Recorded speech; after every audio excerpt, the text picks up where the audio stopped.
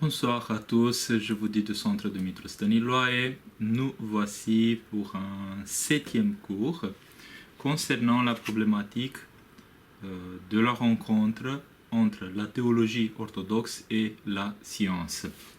Aujourd'hui, nous allons traiter un sujet qui nous interpelle beaucoup, au moins qui interpelle les médecins, mais pas uniquement. Il s'agit de théologie versus bioéthique face au questionnement d'ordre anthropologique. Nous avons ajouté face au questionnement d'ordre anthropologique parce que finalement, on se rend compte que toute la problématique de la rencontre entre les disciplines médicales et la réflexion spirituelle, théologique, mène vers une interpellation, un questionnement concernant qui est l'homme, qu'est-ce que l'homme. Et donc l'homme, selon la vision sur l'homme que je peux avoir, il y a des façons différentes d'agir justement pour soutenir la vie ou non. Parce qu'on voit dans la période contemporaine combien de fois on se pose la question s'il faut absolument sauver la vie ou peut-être aussi choisir de ne pas s'acharner, par exemple, par des moyens thérapeutiques, ou aussi donner la possibilité aux patients de choisir s'ils veulent ou pas continuer leur vie. Donc toute cette problématique est une problématique extrêmement importante pour le questionnement d'ordre théologique. Un premier sous-chapitre de notre chapitre d'aujourd'hui, origine de la bioéthique. Je rappelle comme toujours que j'utilise le support de cours Théologie orthodoxe et sciences, les défis théologiques de la recherche, que vous trouvez facilement sur amazon.fr ou amazon.com ou n'importe quel Amazon dans le monde. Le premier sous-chapitre, origine de la bioéthique. Il faut voir que dans l'histoire, nous avons affaire avec un code qui est très connu à l'heure actuelle, le code de Nuremberg, qui identifie le consentement éclairé comme préalable absolu à la conduite de recherche mettant en jeu des sujets humains. Ce code a été élaboré après la Seconde Guerre mondiale en réaction de la découverte macabre de recherches nazies réalisées dans le laboratoire et qui a imposé la nécessité de mettre une limite à l'avenir au moins aux abus avérés de soi-disant recherches de ce type.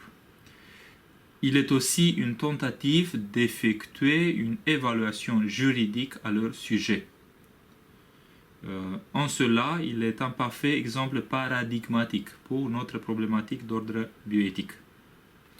La nécessité d'un cadre éthique général à l'intérieur duquel la recherche scientifique puisse se développer a donné naissance au code d'éthique professionnelle qui s'appuie sur les principes hippocratiques, donc on fait appel à Hippocrate, exigeant de la part des médecins de ne pas nuire. On peut constater que le développement de ces divers codes éthiques a reçu une forte impulsion du fait des progrès scientifiques en général, médicaux en particulier, avec l'apparition de nouvelles technologies, des techniques de reproduction assistée à partir des années 50. Ceci a mené à d'importantes précisions au niveau du concept des principes.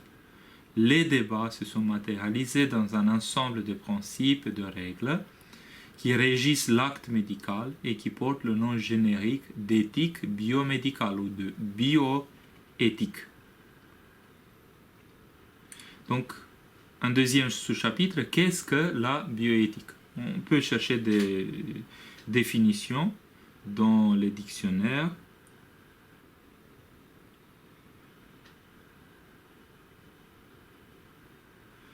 Il est évident que la bioéthique est le résultat de tentatives d'évaluation éthique de l'acte médical. C'est une réflexion et recherche visant à donner des éléments de réponse au sujet de l'ensemble de problématiques découlant de la responsabilité morale des médecins et des biologistes dans leurs recherches appliquées. Une autre façon de dire, c'est de constater que c'est la conséquence de la rencontre entre les performances techniques contemporaines, innovatrices aussi, engendrées par les nouvelles technologies, et leur nécessité d'évaluation éthique. Le but est une prise en compte active de la composante morale dans le processus de prise de décision. On imagine, je fais une parenthèse, les ressources limitées dans un hôpital, de quelle façon on peut agir par rapport à un patient qui est entretenu artificiellement en vie. À quel moment on peut découpler le patient de ses appareils ou il faut absolument continuer pour lui donner encore et encore la vie. Donc c'est des questions vraiment très difficiles. On essaie finalement de tracer en quelque sorte les contours d'une science à caractère moral ou d'une application morale de la science en ce qui concerne le management, la prise en main des vies humaines. Mais après, le caractère moral, ça peut engendrer une réflexion philosophique profonde.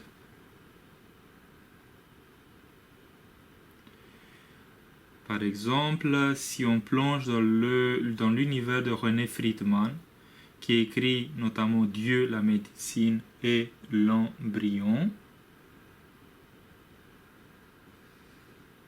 je le cherche dans la bibliothèque. Par exemple, on le trouve ici.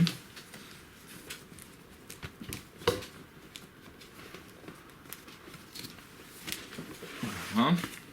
Donc, cet ouvrage, écrit par René Friedman, Dieu, la médecine, l'embryon, constitue aussi une réflexion innovante, on peut dire, par rapport aux conséquences entre la rencontre entre les progrès de la médecine et le questionnement d'ordre religieux des patients. On peut trouver des chapitres. Cet ouvrage n'est pas écrit par une personne croyante, il faut le préciser. Mais par contre, c'est un ouvrage qui ose à poser certaines questions, peut-être même incommodes pour certaines personnes à l'heure actuelle, mais a le mérite, le grand mérite de nous faire écouter en la personne de René Friedman, le père, on peut dire, de premier bébé éprouvette ici en France, Amandine. Donc on a la possibilité d'écouter ces questions et de pouvoir réfléchir. Lorsque nous évoquons la science à caractère moral, nous ne signifions pas par cela que la science puisse par elle-même, dans une démarche d'autosuffisance, accomplir cette lourde tâche. Le dit clairement d'ailleurs le professeur en médecine René Friedman. Alors qu'elle prétendait jadis à l'omnipotence, la science pose aujourd'hui plus de questions qu'elle n'en résout. Étonnante sincérité de la part d'un scientifique. À défaut de créer du sens, de dispenser une éthique, et ce fut l'erreur du scientisme que de croire qu'une morale pouvait naître de la science, soulignons-nous, elle fait surgir des faits de sens, guillemets de René Friedman. Elle questionne les grandes traditions philosophiques, religieuses ou morales, les mettant au défi de renouveler leurs discours et leurs réflexions. Dominique Lambert, professeur de philosophie à Namur, voit à son tour dans la confusion entre le discours moral et le discours scientifique une des deux facettes du concordisme éthique, attitude à condamner. Voilà, donc la confusion stipule que toute approche de l'éthique doit s'appuyer sur la méthodologie empirico-formelle et les sciences de la nature constituent la seule instance normative solide pour l'agir humain. Terrible. Parce que ça peut engendrer des idéologies. Bon, ce qui nous intéresse, c'est que la bioéthique n'est pas une simple discipline, c'est un phénomène se situant donc au-dessus et au-delà d'une simple discipline, puisqu'elle les surplombe toutes de par son horizon d'intérêt, Elle est plutôt une investigation philosophique d'ordre pratique et normatif visant à donner des repères. Pratiquement, la bioéthique médicale actuelle fournit aux professionnels de la santé des règles de conduite vis-à-vis de leurs patients et de leurs confrères, ou encore plus généralement un code de déontologie pour les professionnels des sciences de la vie dans une perspective tenant compte de l'intérêt du patient. Et maintenant, je cite une encyclopédie médicale qui se trouve sur Internet. L'éthique médicale à travers la bioéthique concerne les règles morales qui protègent le malade d'une éventuelle dérive qui pourrait être le fruit de l'évolution des sciences de la vie. Depuis la fin du XXe siècle, cette évolution concerne le domaine de la thérapeutique, avec en particulier la découverte de la radiothérapie, puis plus tardivement la découverte du code génétique et de ses éventuelles applications dans le domaine de la thérapie génétique. Enfin, la notion d'éthique médicale fait intervenir également les règles scientifiques qui imposent au corps médical dans son ensemble, y compris le corps paramédical avec les infirmières, les kinésithérapeutes, les podologues, les orthophonistes, etc., de vérifier que leur attitude médicale dans l'ensemble, et plus spécifiquement leurs soins, sont en adéquation avec des données scientifiques rigoureusement vérifiées. C'est impressionnant. C'est tout un programme de vie professionnelle. Si la bioéthique doit son apparition aux nouvelles données scientifiques, faisant suite au progrès réalisé de la recherche médicale et en biologie, voire le cas des biotechnologies, elle est dans son essence l'expression concrète d'un besoin croissant, ressenti par la société, celui de pouvoir affronter dans un esprit critique les dilemmes d'ordre moral engendrés par l'apparition des possibilités techniques sans précédent dans le domaine des sciences de la vie et qui investissent les chercheurs d'un bio-pouvoir et les nations d'un bio-capital, mettant en équation avec beaucoup d'inconnus l'intégrité biologique de l'être humain. Né suite au questionnement concret suscité par l'évolution des technologies médicales, la bioéthique a un fort caractère applicatif et contextuel, parce que ça sort de la pratique. Ce qui fait une des particularités de sa démarche est qu'elle invite à son travail de réflexion des représentants des catégories sociales et des compétences professionnelles différentes, telles que philosophes, médecins, chercheurs, avocats et, rendez-vous bien compte, théologiens. C'est vrai je fais une parenthèse, nous avons peur d'utiliser le mot théologien parce que pour nous, dans l'histoire de l'Église, dans la tradition de l'Église, théologien, c'est quelqu'un qui vit Dieu et qui exprime Dieu à travers son propre expérience à lui. Mais disons théologien dans le sens de licence en théologie ou études en théologie et bien sûr investissement, plus que cela, investissement concret dans la vie ecclésiale. Donc, je fais la parenthèse, et ceci contrairement à la démarche de déontologie médicale classique qui se cantonne dans les problèmes éthiques des médecins. Donc, je fais encore une parenthèse. Donc, d'ici vient une certaine vitalité de la bioéthique. Le fait qu'on met à la même table ronde des gens qui viennent des univers de préoccupations différents, et ensemble, ils engendrent une position, dirons nouvelle, qui exprime le fruit des compétences différentes. Et je vois la présence à cette table, la présence de théologiens, comme la présence de quelqu'un qui exprime une voix prophétique, la voix prophétique de l'Église, c'est-à-dire une conscience aussi des dangers spirituels engendrés par les nouvelles technologies, mais aussi une vision qui peut nous couvrir par rapport à toutes sortes de dérives qui engendrent la souffrance humaine finalement. Cette particularité explique l'intérêt que nous lui portons en vue d'une analyse des rapports entre théologie et science. Bien sûr, parce que cette problématique d'ordre bioéthique est par excellence le territoire, le cadre d'une rencontre concrète, issue de la vie, entre le vécu d'ordre théologique, la spiritualité et les produits de la science. À notre sous-chapitre, bioéthique et théologie. Faut-il parler d'une bioéthique orthodoxe? J'ai eu l'honneur dans ma vie de rencontrer, bien sûr, d'abord à l'Institut Saint-Serge à Paris, le père John Breck, qui a été l'artisan d'un premier cours de bioéthique à Saint-Vladimir, Institut de théologie aux États-Unis.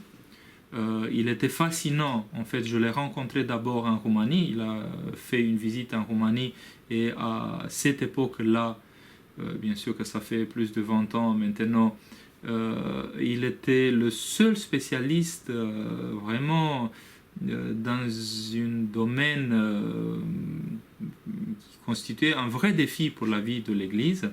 Donc j'ai admiré son courage de pouvoir se prononcer sur des questions extrêmement difficiles et graves. À cette époque-là, il n'y avait pas beaucoup de réponses.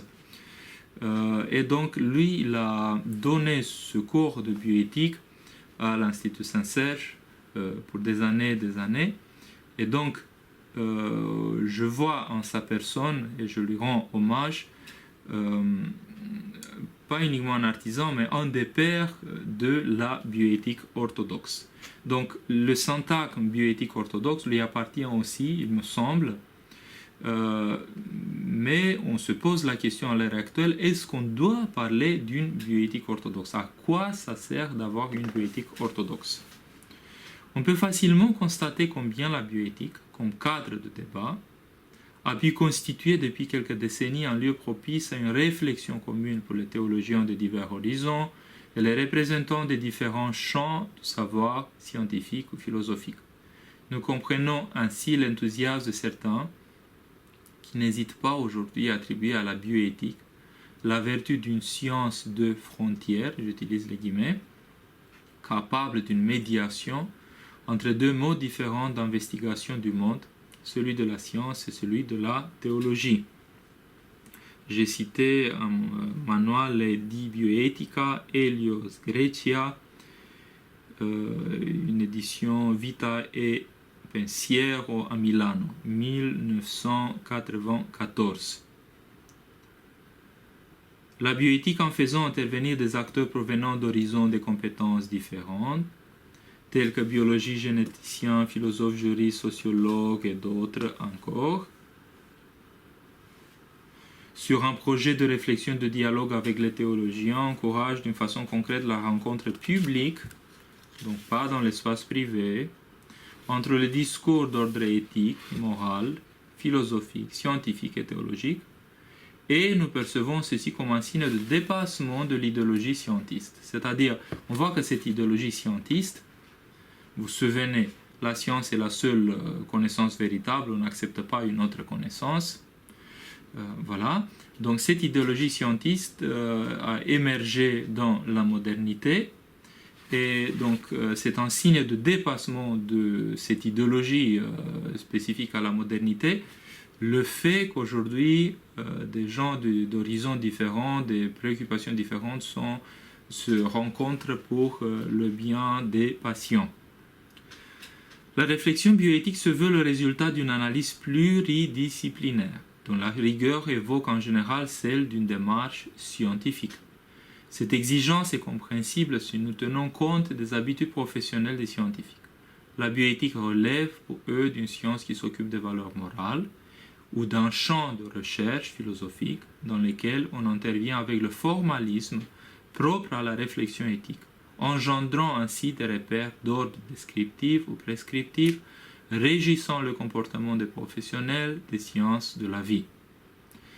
Par sa méthode, par ses concepts et ses principes, la bioéthique veut appartenir, au moins dans son intention première, à une démarche d'ordre philosophique en tant que branche de l'éthique, voire scientifique. Et donc, on se pose la question, quel rapport peut-on par conséquent imaginer entre bioéthique et théologie? Ça veut dire quoi une bioéthique orthodoxe? Bon, si on cherche de répondre, nous allons découvrir des choses très intéressantes. Par exemple, le professeur de théologie Constantin Skouteris, grec, observe que surtout dans la pensée des pères grecs, le terme ethos et éthique désignait le mode de vie chrétien faisant référence à la nouvelle conduite que projette et manifeste l'Église du Christ. C'est très intéressant. Donc ce n'est pas un mot neutre d'un point de vue ecclésial. Le mode de vie chrétien faisant référence à la nouvelle conduite qui projette et manifeste l'Église du Christ. C'est-à-dire mystère du royaume de Dieu, descendu sur la terre par l'incarnation du Fils de Dieu et la puissance de l'Esprit Saint, qui est l'Église. Donc ce mystère propose un savoir-vivre, dont le but principal est l'acquisition de l'Esprit, agissant en nous comme prémisse de la vie éternelle. Donc on ne peut jamais circonscrire cette éthique théologique ancrée dans la révélation à une démarche strictement humaine. Car le but de la vie chrétienne, comparé à tout autre système moral et éthique, procède d'une exigence beaucoup plus profonde, touchant, comme le dit Michel Evdokimov, à la racine de l'être au sens de la destinée. Il s'agit de la transformation de la personne par les énergies vivantes de l'Esprit Saint, de l'Esprit divin. Donc la vie chrétienne ne se résume pas à une série de préceptes moraux, mais aboutit à une transformation ontologique de la personne, promise à une transformation future dont les prémices irradient sur le visage des saints peints sur les icônes. Si la théologie ne peut pas être réduite à une science, si cette éthique théologique ne peut pas être réduite à une science, faire une éthique du vivant en tant que science ne peut pas tenir dans une vision orthodoxe. C'est ça que je veux dire. C'est-à-dire, c'est réduire d'une façon trop restrictive l'univers propre à cette possible bioéthique orthodoxe. Donc pour nous, la bioéthique orthodoxe est plutôt une démarche d'ordre théologique, d'investigation d'ordre théologique, y compris à travers les moyens de la science, si possible, mais dans un horizon eschatologique, dans le sens de voir, de choisir, d'exercer un discernement spirituel par rapport au choix concernant la vie humaine. Conscient du fait que les enjeux de la vie ecclésiale sont d'ordre spirituel et de ce que la bioéthique se veut une initiative d'ordre philosophique, voire scientifique pour certains, une bioéthique orthodoxe en tant que réflexion philosophique d'ordre religieux peut être légitime, mais à mon avis non pas suffisante.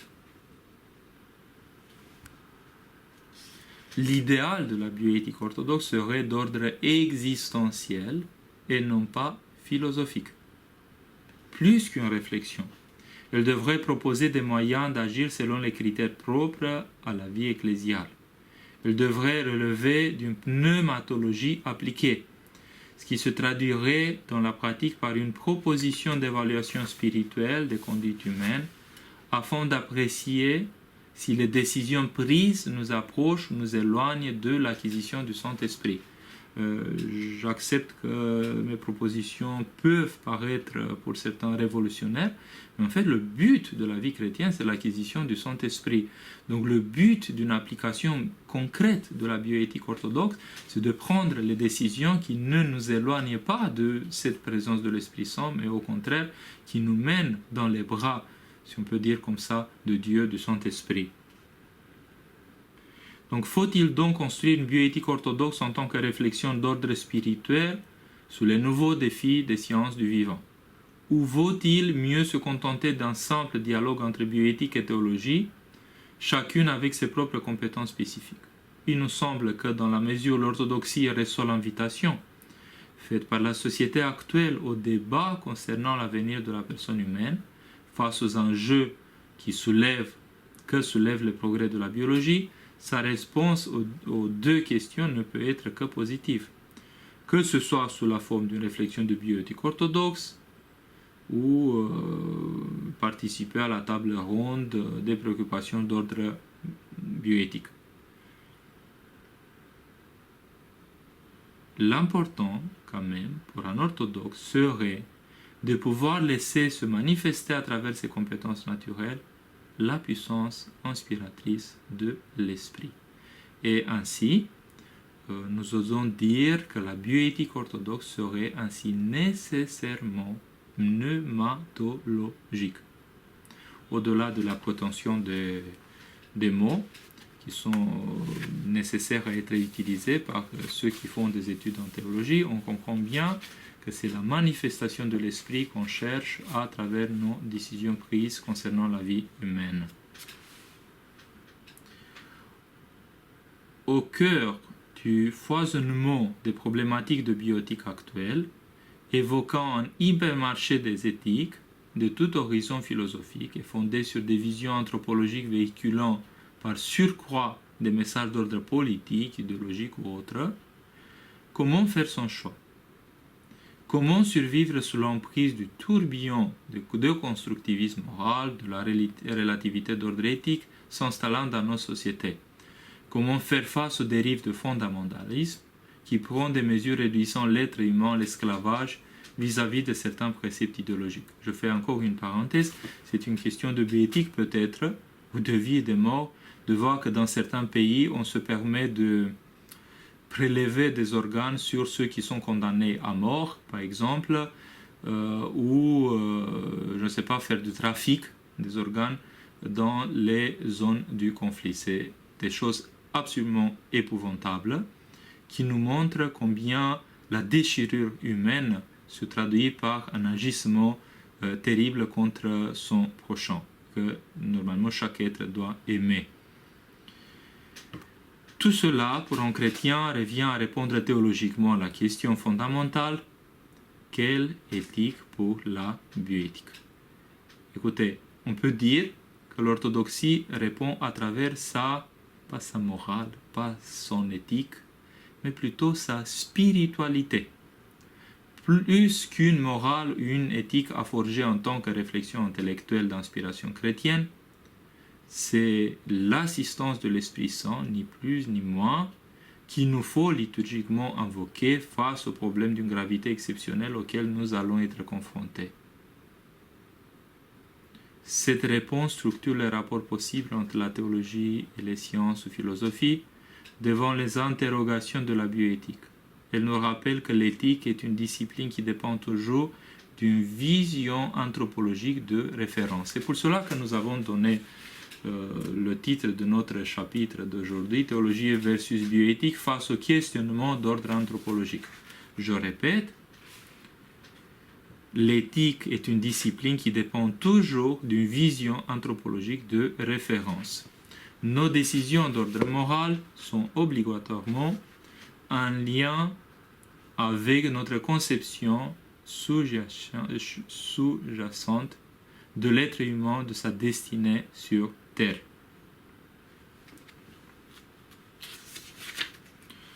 Donc, nous voulons bien avoir une bioéthique dans la mesure du possible spiritualisée, à la recherche de ce qui est profitable pour le salut de l'homme aujourd'hui. Parce que beaucoup des problématiques de la bioéthique à l'heure actuelle viennent du fait que l'homme, en faisant de la recherche, ne prend plus en compte les repères de cette axiologie d'échelle de valeur, de cette anthropologie chrétienne. C'est-à-dire, on ne voit plus l'être humain selon ce que Dieu nous a découvert par rapport à l'être humain, et on se sent de plus en plus capable de faire un peu les dieux, avec minuscule, et d'engendrer la souffrance chez notre prochain. Donc cette problématique qu'on provoque à l'heure actuelle par un agissement non théologique nécessite, au moins de la part de ceux qui vivent en Christ, des corrections, d'un signal d'alarme peut-être par rapport aux dérives, de toute façon de l'exercice d'une conscience ecclésiale qui peut dire où se trouve le bien pour l'être humain ou où on perd ce bien. À notre sous-chapitre, les principales directions d'intérêt en bioéthique. La technologie médicale développée depuis les dernières décennies nous a amené des bouleversements dans la façon de considérer les périodes clés de la vie humaine, que ce soit à son début ou à sa fin. Ils ne sont plus perçus comme étant des moments précis, mais plutôt comme des processus, en d'autres termes comme des évolutions graduelles, avec des états de seuil par les biais desquels l'être humain change de statut. Ainsi, d'un côté, les technologies d'assistance visant le maintien artificiel en état de fonctionnement des poumons ou du cœur ont rendu plus difficile la détermination du moment de la mort. De l'autre, les techniques de reproduction assistée ont relativisé le statut de l'embryon, considérant le début de la vie humaine comme un processus de passage d'un stade de simple formation cellulaire, immédiatement après la fécondation, considéré par certains comme un stade pré-embryonnaire, à celui d'être humain authentique. Compte tenu de ce qui a été énoncé plus haut, le domaine d'intérêt de la bioéthique se divise tout naturellement comme suit. Premier, 1. Le début de la vie humaine, qui inclut l'avortement, les méthodes artificielles de procréation et les interventions chirurgicales in vitro. 2. Les moyens de soutien de maintien artificiel de la vie, enquête sur les conséquences de l'utilisation des appareils de dialyse et de ventilation respiratoire, de traitements médicamenteux et génétiques de la greffe d'organes vitaux.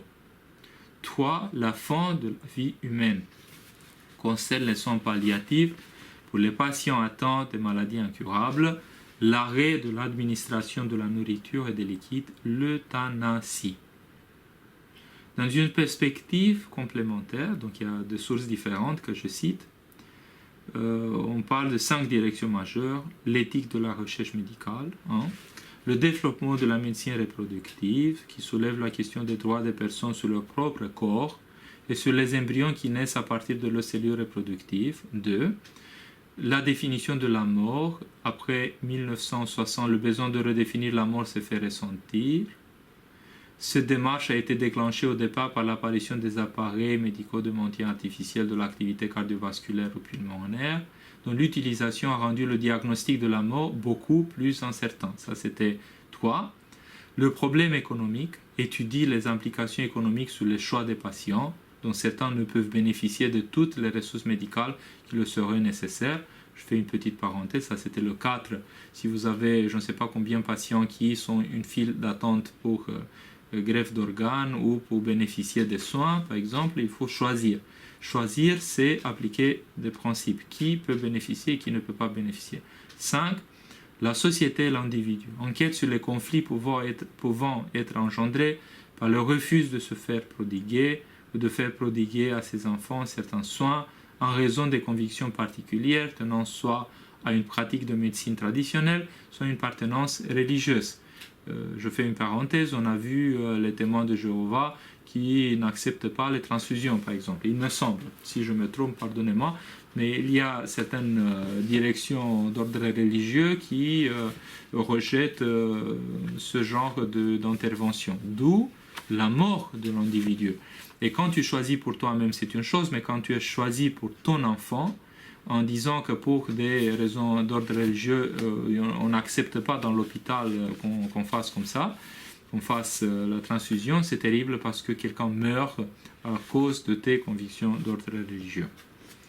On n'entre pas dans des détails ici, c'est tout simplement vous donner une image de la complexité engendrée par cette problématique.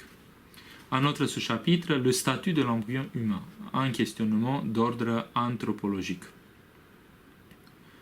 Le développement récent des biotechnologies, par le biais desquels l'homme contemporain vise la modification, voire l'amélioration, on est très tenté d'améliorer notre condition humaine, du vivant, voilà, l'amélioration du vivant, ainsi que l'affinement en parallèle du cadre éthique régissant notre société, et lui permettant de réagir plus rapidement aux défis d'ordre techno-scientifique, ont conduit un débat public concernant le statut de l'être humain. Ainsi, dans le cadre des préoccupations éthiques contemporaines relatives au commencement de la vie humaine, qu'elle soit in utero ou in vitro, le problème fondamental dont découlent tous les autres semble être la détermination du moment où l'embryon est accepté en tant qu'être humain authentique. je souligne, est accepté en tant que personne avec toutes les conséquences morales et juridiques qui en découlent. Mais oui, parce que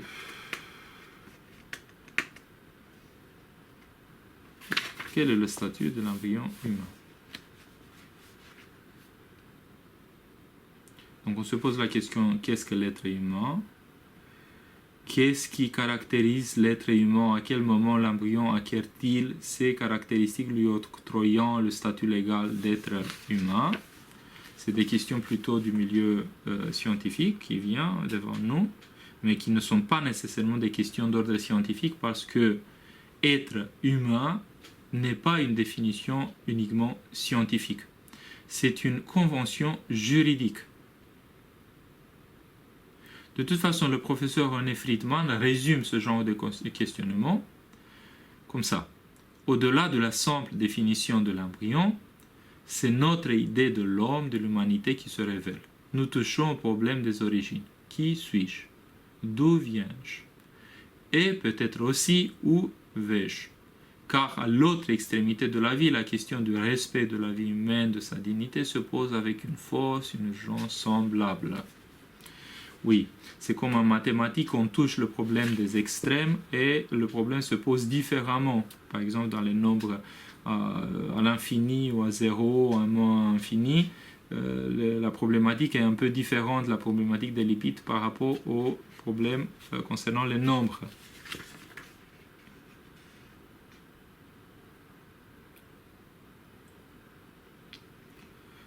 Lorsqu'il considère les extrémités de la vie humaine, que ce soit les instants suivant la conception ou l'agonie, certains scientifiques ou philosophes des sciences mettent l'accent sur le manque d'intégrité biologique et personnelle de l'individu à ce moment-là, et lui refusent ainsi le statut juridique plénier de personne. Mais oui, si par exemple est malade ou enfant de vie, voilà, il n'est plus à la capacité qu'il a eue dans sa jeunesse, par exemple.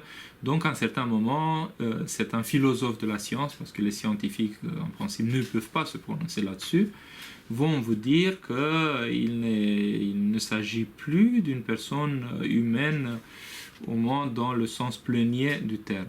Donc, cette dégradation du statut de personne humaine est terrible, inacceptable pour nous en tant que chrétiens. Que ce soit le début de la vie humaine quand vous avez affaire avec un embryon qui bien sûr n'a pas encore tous les caractéristiques de l'adulte, c'est pour cela qu'il est en croissance, c'est normal, parce qu'il va acquérir tout ça. Mais dire qu'il n'est pas encore une personne humaine parce qu'il n'a pas tout, ou dire qu'un malade, un vieillard qui voit une dégradation forte de ses pouvoirs et capacités, dire qu'il n'est plus une personne humaine, ça appartient peut-être à certains philosophes, mais pas à nous en tant que chrétiens orthodoxes. De toute façon, en ce qui concerne l'embryon, son statut actuel reste encore indéterminé, au moins pour certains, vacillant entre le presque rien des perspectives humanistes athées et le tout, ou le presque tout, de la perspective des religions. Au moins pour les orthodoxes, c'est tout complètement, pleinement. Donc finalement, autour de l'embryon se rencontrent deux perspectives vraiment différentes, une d'inspiration d'ordre religieux et d'autre d'inspiration humaniste athée. D'où la possibilité de voir un conflit. Et pour certains, le conflit est inhérent. Voilà. On n'a pas le temps d'entrer dans toutes sortes de problématiques. Il y a tout un spectre de problèmes qui peuvent être identifiés. De toute façon, l'embryon, pour finir avec, on constate que s'il y a ce qu'on appelle un projet parental, c'est-à-dire si les adultes, le papa et la maman, s'investissent dans leur embryon, ils le défendent. Personne dans ce monde ne peut le toucher, le mettre en danger. Mais s'il n'y a pas de projet parental, c'est-à-dire si vous avez affaire avec des parents qui se désintéressent de leurs fruits, de leurs entrailles, on peut dire comme ça, tout est possible par rapport à l'embryon. Donc finalement, On ne sait pas exactement qui, dans une perspective orthodoxe, est le criminel, mais celui qui n'accepte pas, qui ne reconnaît pas la vie de l'autre, l'amène finalement, en tant que l'embryon, en tant qu'embryon, tu es exposé à la disparition justement parce que ton papa, ta maman ne t'assument pas en tant que leur enfant. Après, on parle des embryons surnuméraires, c'est-à-dire la fertilisation in vitro a fait qu'on produit des embryons dans un nombre supérieur à ce que nous allons implanter dans l'utérus de la maman. Et donc, les embryons surnuméraires, qu'est-ce qu'on fait avec? En France, on les garde, on les stocke. S'il n'y a plus de projet parental, ils sont destinés depuis 1 an ou 2 ans à la recherche et finalement ils sont détruits. Donc détruire un embryon pour un scientifique ou un philosophe d'inspiration athée, ça veut dire presque rien ou rien, mais pour un orthodoxe, quand on se rend compte qu'il s'agit vraiment d'une personne humaine qui est très petite, qui a l'âge de quelques jours, mais qui, laissé tranquillement se développer, deviendra nécessairement une personne humaine, un être humain. On n'a jamais vu une grenouille développée à partir d'un embryon humain. Donc, stocker ou détruire des embryons humains, pour nous, c'est un crime. Bien sûr, qui n'est pas pénalisé par la loi. On accepte bien qu'il s'agit d'une convention juridique parce qu'en France, jusqu'à 3 mois, on peut faire des avortements. Bien sûr qu'on les nomme interruption volontaire de grossesse, pour protéger un tout petit peu les oreilles sensibles au questionnement de la mort, finalement, qu'on administre à ces enfants. Mais les IVG, interruption volontaire de grossesse, ne sont ni plus ni moins que décision de tuer son propre enfant, qui n'est pas mon corps à moi, parce que c'est un être distinct de sa maman, même s'il se trouve dans le ventre de sa maman. Et donc, il est évident que si tu ne te trouves pas dans une position nourrie par cette compréhension de l'importance absolue, irréductible, on peut dire, de l'être humain, de chaque être humain, tu arrives dans la situation de considérer que, bon, s'il est tout petit comme ça, s'il est insignifiant en tant que volume et quantité dans ce monde, on peut le tuer. Mais non, c'est un être humain qui peut se développer. Donc, on administre aujourd'hui des IVG parce que la loi le permet. C'est-à-dire jusqu'à 3 mois, on a le droit, selon la loi, d'interrompre la vie d'un embryon, et à partir de 3 mois, il est interdit. Mais qu'est-ce qu'il fait la différence entre avant 3 mois et après 3 mois? C'est une convention d'ordre juridique qui n'a aucune base d'ordre scientifique. Qu'est-ce qui fait qu'un embryon, un jour avant, il n'était pas être humain, il n'était pas personne, et immédiatement après, il devient une personne humaine avec tous ses droits? C'est vraiment une convention. Donc, on utilise cette convention justement pour pouvoir décider sur la vie d'un autre, finalement. Pour dire un mot aussi en ce qui concerne l'être humain en fin de vie, on parle de l'euthanasie, c'est-à-dire de la possibilité de s'administrer seul la mort. C'est aussi un questionnement extrêmement épineux dans le sens où on se rend compte que pour nous en tant que chrétiens, vivre jusqu'à sa fin véritable, c'est accepter aussi la croix, de la souffrance, de tout ce qui peut engendrer la dégradation de l'être humain, et qu'on ne peut pas quitter cette croix en se donnant la possibilité de mourir plus tôt, parce que pour nous, on comprend bien que la vie ne nous appartient pas. C'est un don de la part de Dieu qu'on ne peut pas se retirer seul. On va s'arrêter ici pour dire en fait que la bioéthique est un domaine en fait pluridisciplinaire qui est extrêmement important à l'heure actuelle.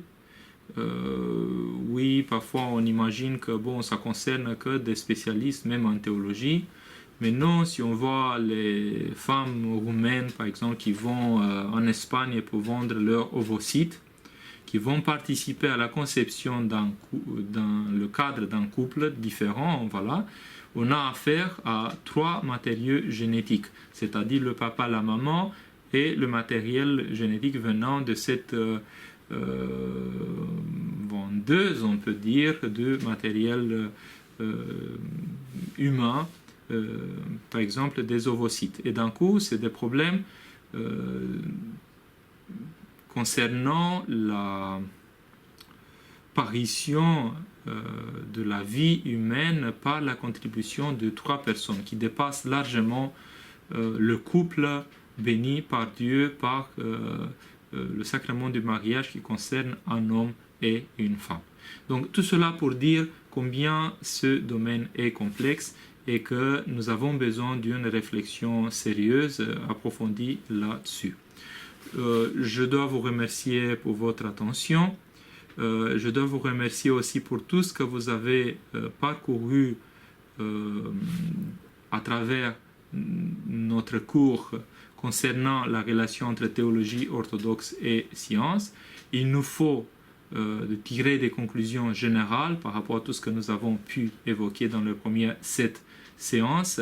Et je vous invite chaleureusement de réfléchir vous-même, de compléter les connaissances que vous avez acquises ici par d'autres, des sources complémentaires, et d'engendrer un véritable travail de recherche justement pour pouvoir mieux répondre par rapport aux besoins sentis dans la vie de l'Église aujourd'hui. Je vous dis au revoir à tous.